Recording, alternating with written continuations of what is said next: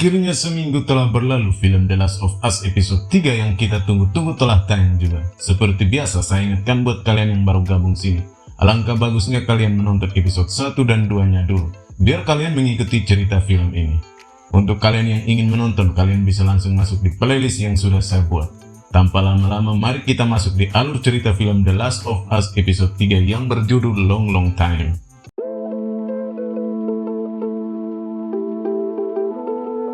Film pun dimulai dengan pemandangan sangat indah di tengah sungai, di mana kita melihat Joel yang menunjukkan luka-lukanya di tangannya.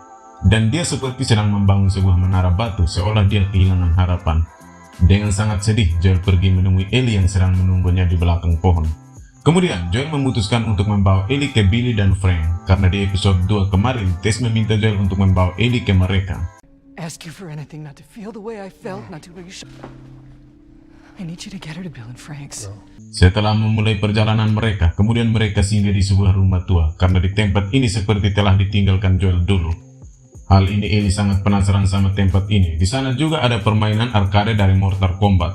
Permainan yang Ellie tidak bisa bermain karena Ellie lahir setelah gerombolan infeksi Cordyceps.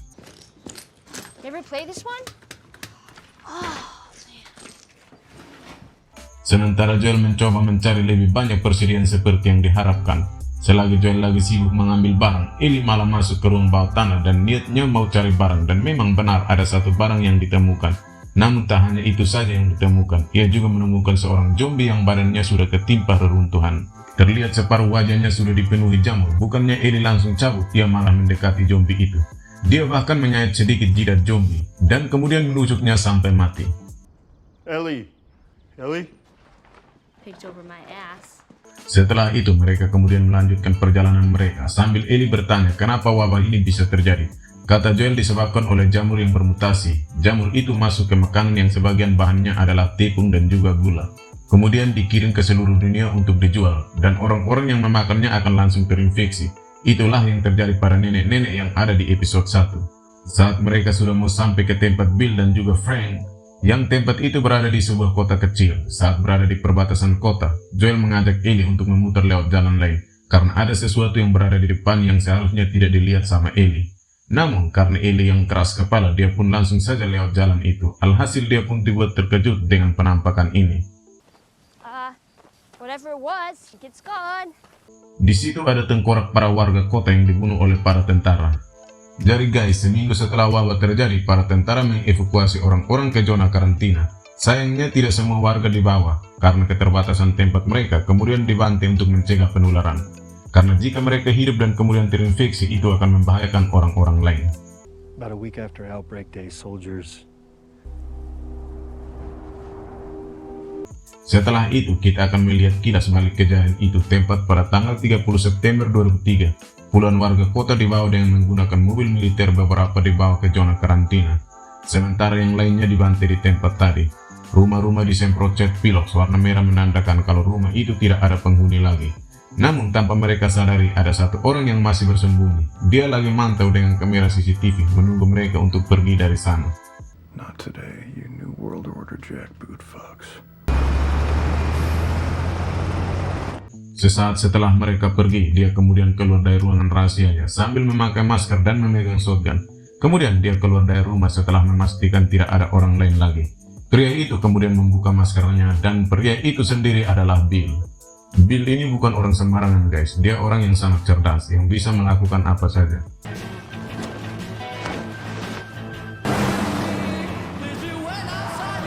Seorang diri sesaat setelah semua orang pergi, ia memulai mempersiapkan segala hal untuk bertahan hidup. Mulai dari menguras habis pertalite di pom bensin, lalu mengambil barang-barang rumah tangga, datang ke pabrik gas untuk menyalurkan gas ke rumahnya untuk menghidupkan generator yang sangat besar. Bill pun membuat pagar listrik untuk keamanan yang memakai kode serta remote. Kemudian dia juga ternak babi dan berkebun agar tiap hari bisa makan enak. Intinya pasokan yang seharusnya untuk seluruh warga kota, sekarang dia sendirilah yang menikmatinya. Oh iya, satu lagi, dia juga membuat jebakan di banyak tempat agar tempat itu lebih aman dari gangguan zombie. Keep coming. Singkat cerita, 4 tahun kemudian atau tahun 2007, Bill ketemu sama seorang pria bernama Frank. Pria itu terjebak di dalam lubang yang memang dibuat Bill untuk menjebak zombie. Katanya dia mau ke zona karantina, namun di tengah jalan dia melihat kotanya Bill. Dia ingin minta makan karena sudah 2 hari tidak makan. Dia janji setelah dikasih makan dia bakal pergi dari sana. Awalnya Bill curiga sama Frank, takutnya pria itu punya niat jahat. Namun setelah diperhatikan kelihatan kalau Frank adalah orang baik. Ia pun kemudian dikasih makan, bahkan dikasih mandi air hangat dan juga baju gratis. Namun setelah itu hal yang tidak diduga-duga terjadi. Tanpa disangka-sangka guys, Frank tiba-tiba mencipok bibirnya Bill. Lebih gawatnya lagi, Bill malah menikmati ciuman itu. Ya sudah, karena sudah seperti ini, Frank pun tidak jadi pergi dari sana. Dan mulai saat itu mereka kemudian tinggal bersama menjalin kehidupan layaknya sepasang suami istri. Although, can I have 5 more minutes? Sure. Go take a shower, Bill. Kalau Bill adalah orang yang selalu waspada dan tertutup, beda dengan Frank, lebih gampang menerima orang lain. Bahkan dia ingin kota itu dipenuhi oleh orang-orang. Contohnya pada tahun 2010 tanpa sepengetahuan Bill, Frank berkomunikasi sama seorang wanita melalui radio. Ia bahkan mengajak wanita itu ke sana untuk sekedar makan siang bersama. Dan ternyata wanita itu adalah Tess yang juga datang bersama Joel. Disinilah awal mula Joel ketemu sama Bill dan juga Frank. Melihat Bill yang punya barang bagus, Joel langsung saja meminta untuk barter sama Bill.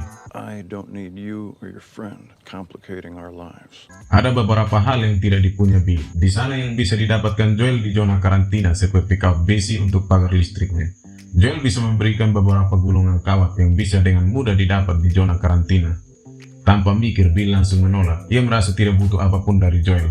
Memang menolak, tapi tidak dengan Frank yang tanpa diketahui Bill. Dia diam-diam bertransaksi berbagai barang sama si Tess. Mereka juga memakai kode di radio agar transaksi mereka tidak diketahui orang lain. Salah satu transaksi yang dilakukan adalah menukar pistol Bill dengan benih stroberi. Dan hasilnya tidak sia-sia, stroberinya tumbuh subur di perkebunan mereka dan buah itu bisa dimakan kapanpun mereka mau. Older means we're still here. No, not the strawberries. Sayangnya mulai terjadi masalah di tempat itu tepat 3 tahun kemudian atau tahun 2013. Pada saat mereka lagi enak tidur, ada beberapa orang yang coba untuk merampok. Hal ini sebenarnya sudah pernah diperingatkan sama Joel, namun Bill tidak peduli. Untungnya mereka gagal untuk merampok. Kebanyakan dari mereka tersengat pagar listrik, ada yang kebakar karena pipa gas, dan ada juga yang mati karena ditembak sama Bill.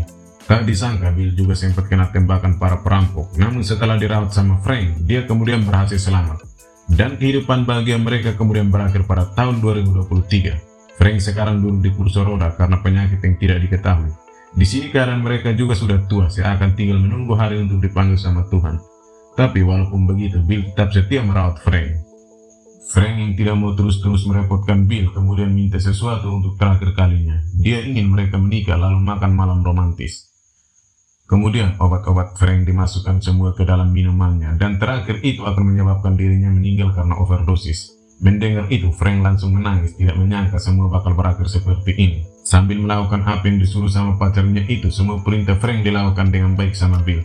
Tapi ada satu yang dilanggarnya. Diam-diam Bill juga menaruh racun di minumannya, yang artinya dia juga bakal ikutan mati. Frank yang tidak sadar dengan itu, Frank sama sekali tidak marah. Dia malah senang karena berpikir itu sangat romantis. Bill kemudian membawa Frank ke tempat tidurnya, dan di sanalah mereka kemudian mati bersama-sama.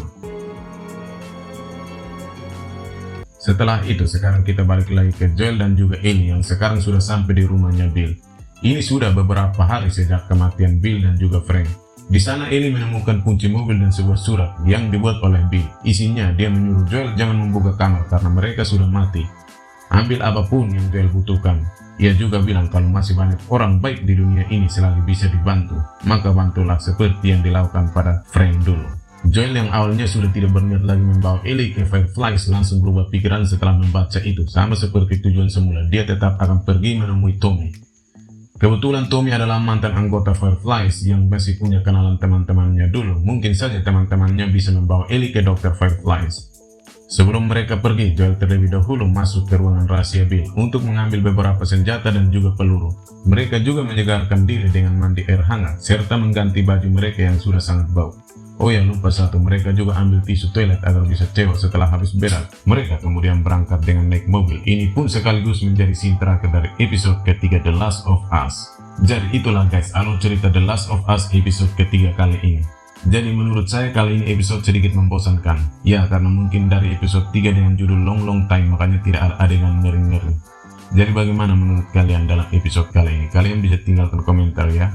Oke guys, sampai di sini dulu videonya. See you next video.